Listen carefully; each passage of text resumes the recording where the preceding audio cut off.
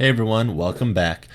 So in today's session, today's couple minute video, I'm just going to go over Fidelity, Active Trader Pro, how to download that, and then Robinhood a little bit.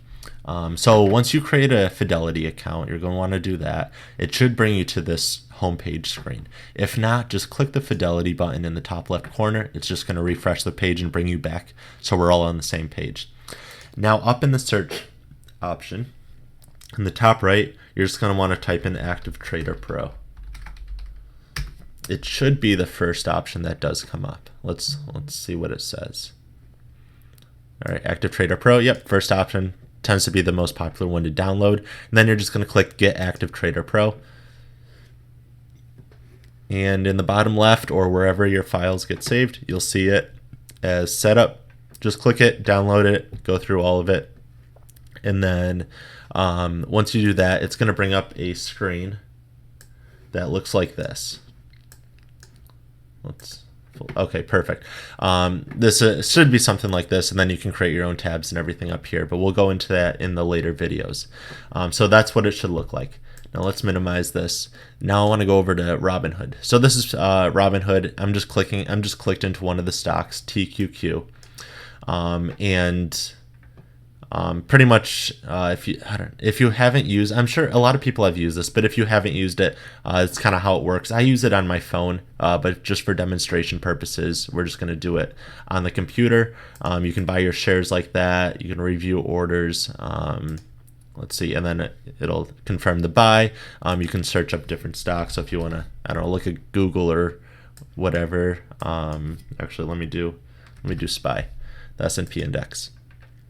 You can just look up different ones. Sometimes they have like buy ratings and some articles and stuff like that for you to look at. And that should be pretty much it for this video, for this session. Now I do want to highlight the stocks, the ETFs and indexes that we will be trading, that I trade to make money. Now, part of the reason I do indexes before we get started is because they tend to outperform what people typically do. So a little bit ago, Warren Buffett actually made a bet with many hedge fund owners. It was like $1 million bet that he was like, I bet you can't outperform the index.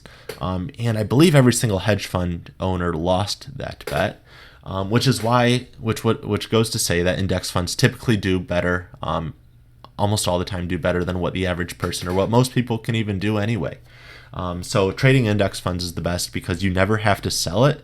You can only make profit at the long run. If it goes down, you don't have to worry because it's built within many stocks. That's what an index fund and an ETF is.